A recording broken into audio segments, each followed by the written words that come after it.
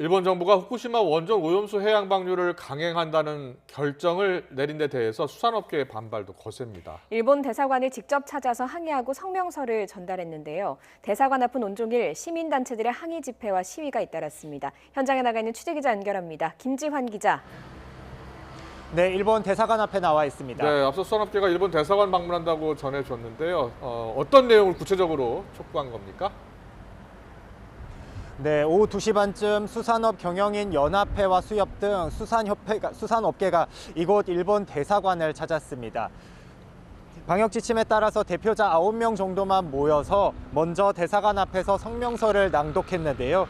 이 업계는 일본 정부가 주변국과 어떠한 상의도 없이 일방적으로 방류 결정을 했다면서 강력하게 규탄했습니다. 직접 들어보시겠습니다.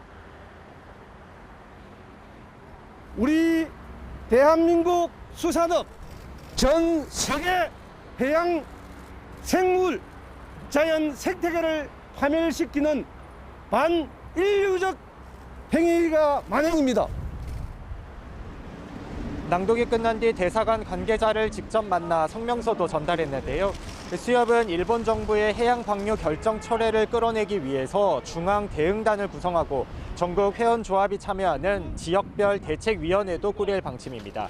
수산업계는 우리 정부에도 일본 수산물 전면 수입 중단 등의 조치를 강력하게 건의하는 등 다각적인 대응 활동에 나설 계획입니다. 네, 시민단체들이 대사관 앞에서 잇따라 집회를 열기도 했다고요.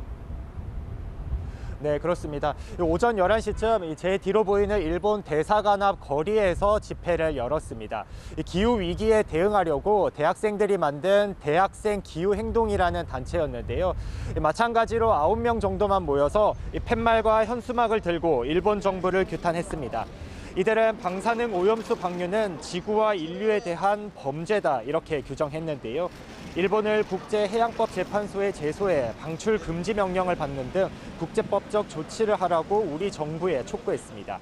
오염수 방류에 반대하는 의미로 만든 스티커를 대사관 앞 거리에 붙이는 퍼포먼스도 진행했습니다. 앞서 한국소비자단체협의회 등도 오전 9시 반쯤 집회를 열고 일본 정부를 규탄했는데요. 오염수 방류는 국제사회 우려를 무시한 처사라면서 즉각 철회할 것을 요구했습니다.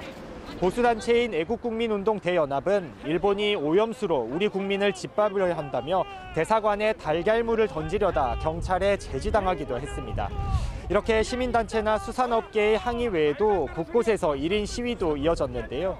경찰은 만일의 사태에 대비해 2개 중대 100여 명을 일본 대사관 근처에 배치했습니다. 지금까지 일본 대사관 앞에서 YTN 김지환입니다.